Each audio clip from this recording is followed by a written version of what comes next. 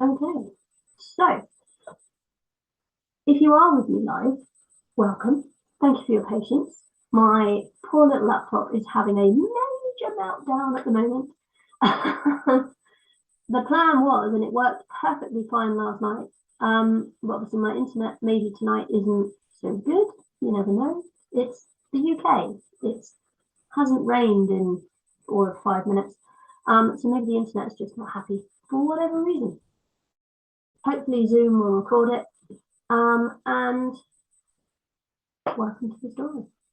So my plan with this is, those of you who have been following me for a little while will know that I do, well, not this year so much, but I was always doing quite a lot of regular live events.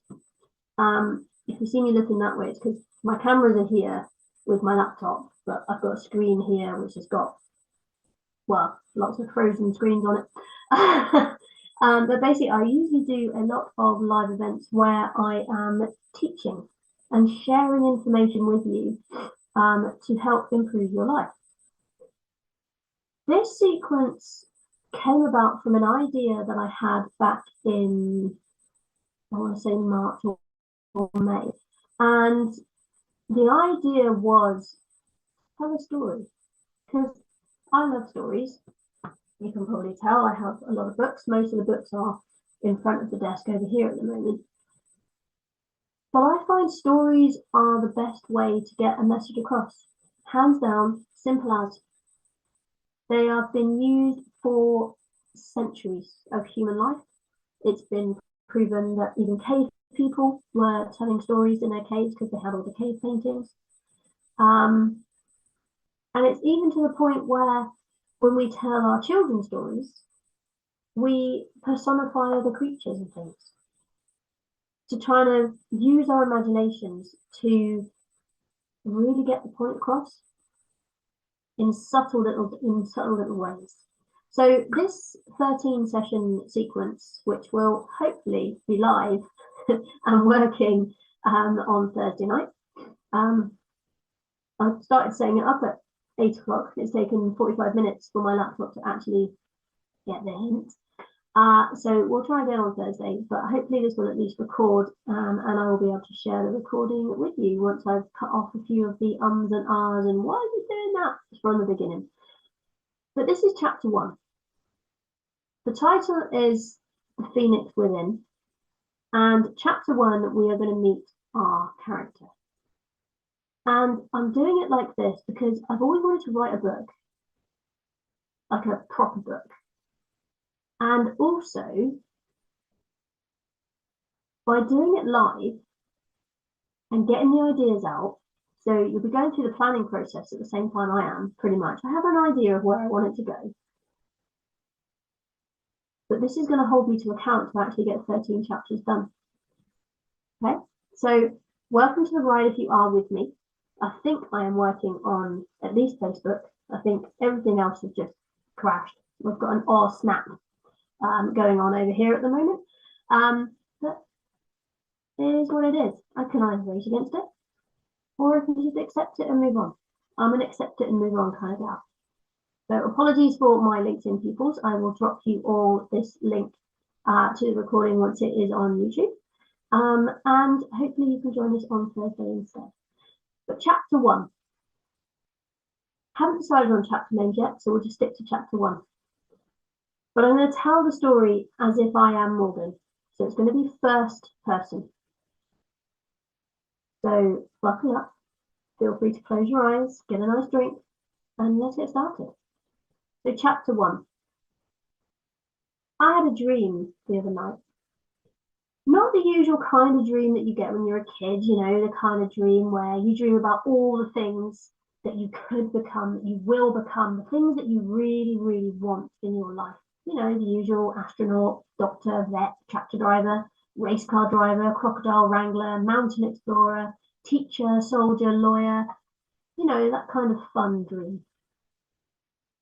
Well, my dream wasn't fun. Really, really wasn't fun. Let me share it. So picture this. You are, or I am, standing on the edge of a bridge. So it's one of those nice, really cool metal bridges that spans over this huge gorge, rushing water at the bottom, steep sides, trees. The bridge itself is green metal with like that lovely sunset coloured rust, because it could do with a bit of a paint. Autumn's setting in, so the trees are all turning that little bit orange and red and brown as the leaves start to fall. And there's a slight wind blowing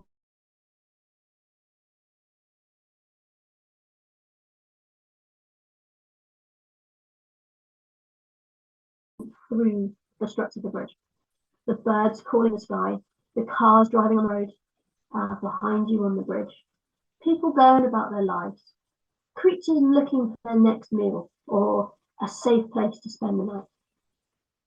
And then you get the thought, what's the point? Why are we here? You ever had a dream like that? The ones where all of a sudden you wake up feeling like you're falling, like really, really feeling that you're falling. Well, that was my dream the other night, but I'm not sure whether it was a dream or a future deja vu moment. It didn't really feel like a normal dream. It was almost like an out of body experience. But then I had this realization that actually that bridge, that falling sensation, is one option for the rest of my life, that my life will lead to. Falling, jumping, who knows? But that's only one outcome in this thing that we call life. But how did I get there? And that's what I woke up feeling like. Obviously, I got over the really, oh my God, feeling of panic as I fell through the air. But why was I there? What choices did I make to get me to that bridge? Because I've come to realize something recently. Everything we do is a choice. We choose to go with the flow. We choose to go against the flow. We choose yes. We choose no. We choose burger and chips. We choose halloumi and chips or a salad. It's all a choice. And it's our choice that we get to make. No one else's. We might think that our lives are at the mercy of others, but actually it's our choice to go along with what they're telling us to do or not. We can then choose to accept the choice that has been made, whether we've gone along with the flow, whether we've done our own thing, whatever it is, because it was the right choice to make, or we can choose to rage against it because it was the wrong one. Or we rage against the circumstances and people around us that we believe are destroying our lives or making the wrong decisions for us. But let's step back a bit. Let's see if we can work out what's leading me to that bridge and whether I even end up on this bridge. What is the reason I'm standing on that ledge on the wrong side of the railings with an open expanse of nothingness between me and the very hard and life-ending rocks and the rushing water at the bottom of that really steep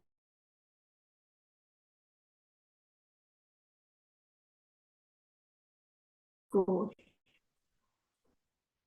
Is that I am whoever you, the listener or reader, need me to be.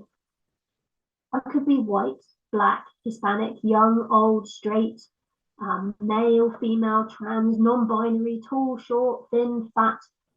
You get to decide who I am, what I look like, and fill in the gaps to make my story relevant for you so that you can become part of the story with me.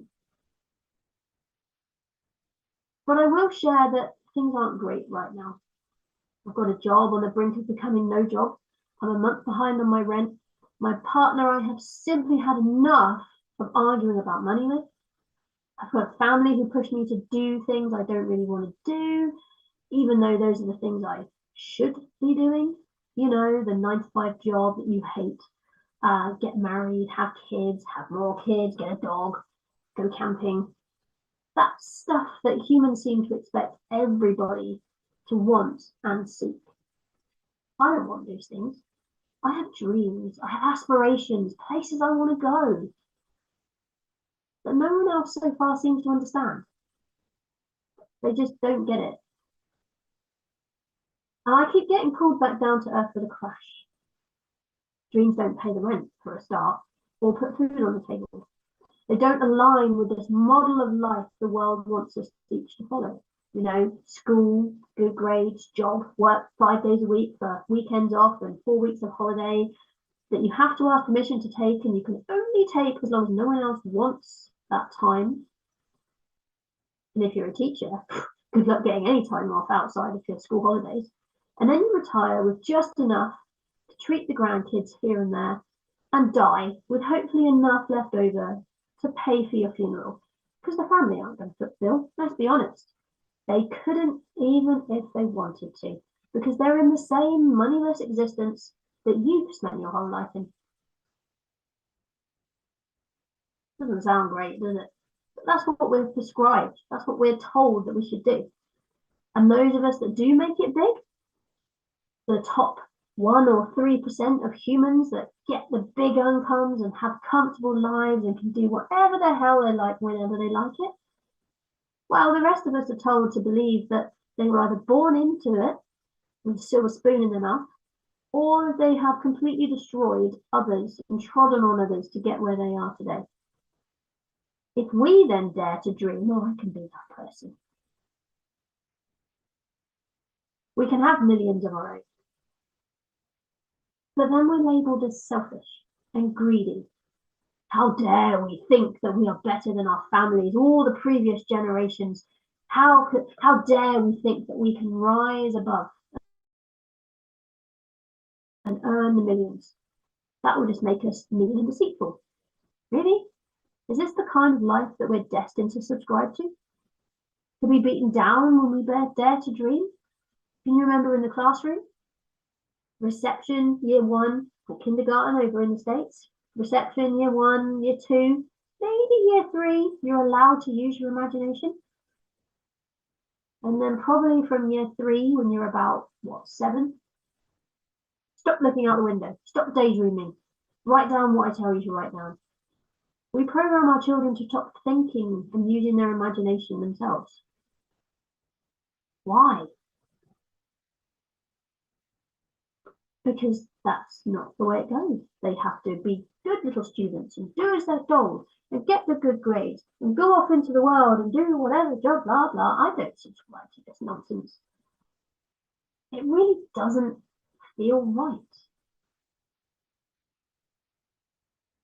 And if it costs me my life trying to escape it, that sounds like a good life to me, actually.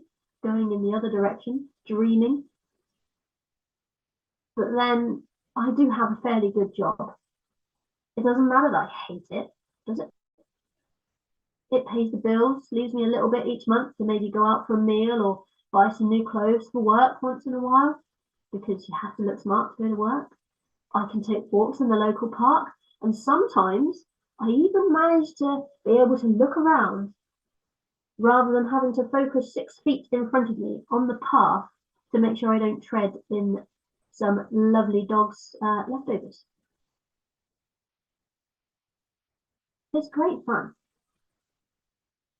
Just checking, because my little light on my webcam has just gone off.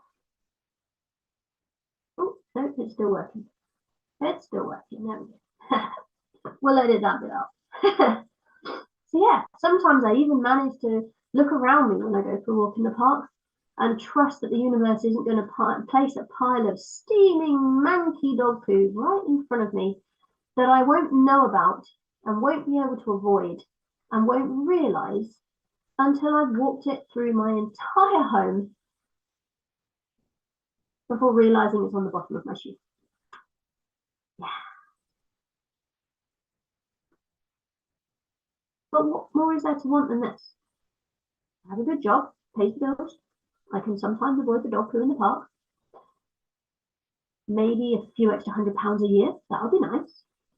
But when I think that, within seconds, I get that from my parents, their nagging finger appear in the screen of my mind, in my imagination, telling me to just do my work.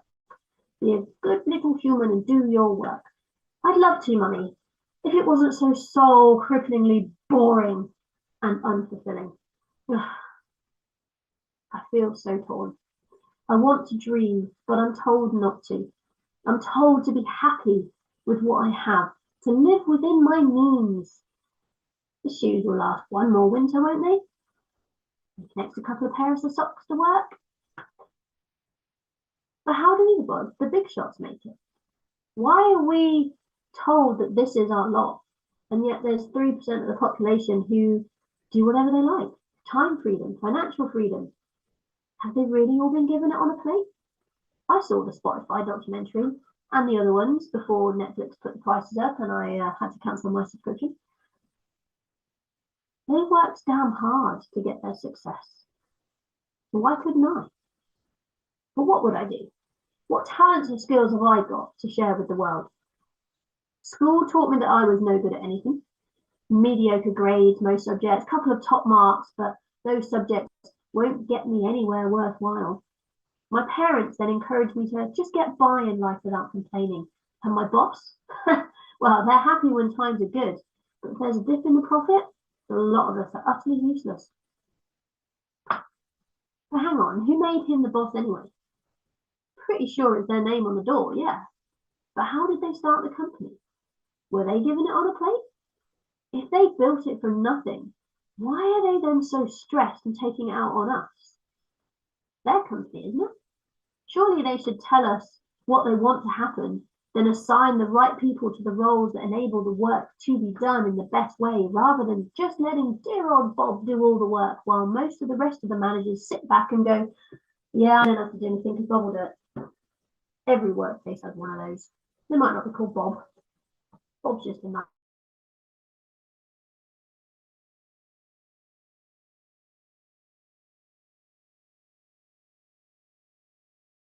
name. But what if Bob leaves tomorrow?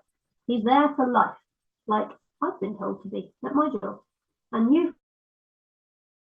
probably been told the same. Do we even have a choice when we leave? But what if one day Bob, or even I, decided to actually leave? Would the company fold in on itself, go bust, or would just some other Bob or Morgan fill the void? That's something interesting to think about, don't you think? Very interesting idea indeed. So why is my right ear now burning? I'm starting to get a headache. I've literally only just woken up. I'm lying in bed, dreaming about the life that I want. I'm getting right ear burning and a headache. Oh well, I guess I'll just get up and get going to work. What is the time anyway? Oh, 8:15. I start in 15 minutes. Damn it! Bloody daydreaming again when things need to be done. I can't be late again this month, or my pay will just get docked. Stupid, so stupid. Why do I do this to myself? Damn it! Where the hell are the keys? Breathe, Morgan, breathe. Where did that voice come from? The keys are where they always are. Lunch is ready to go in the fridge. You made it last night, remember? Because you're super organized.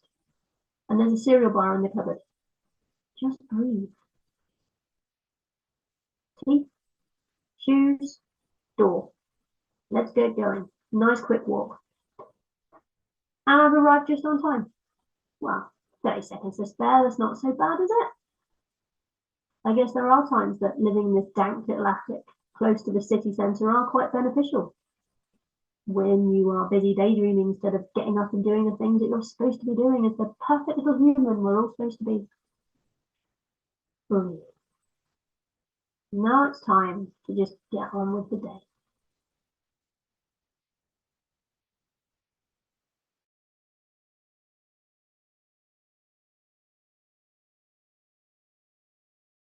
And that's what I've got for chapter 1. I am utterly devastated that my plan for it to go live on 3 platforms hasn't worked.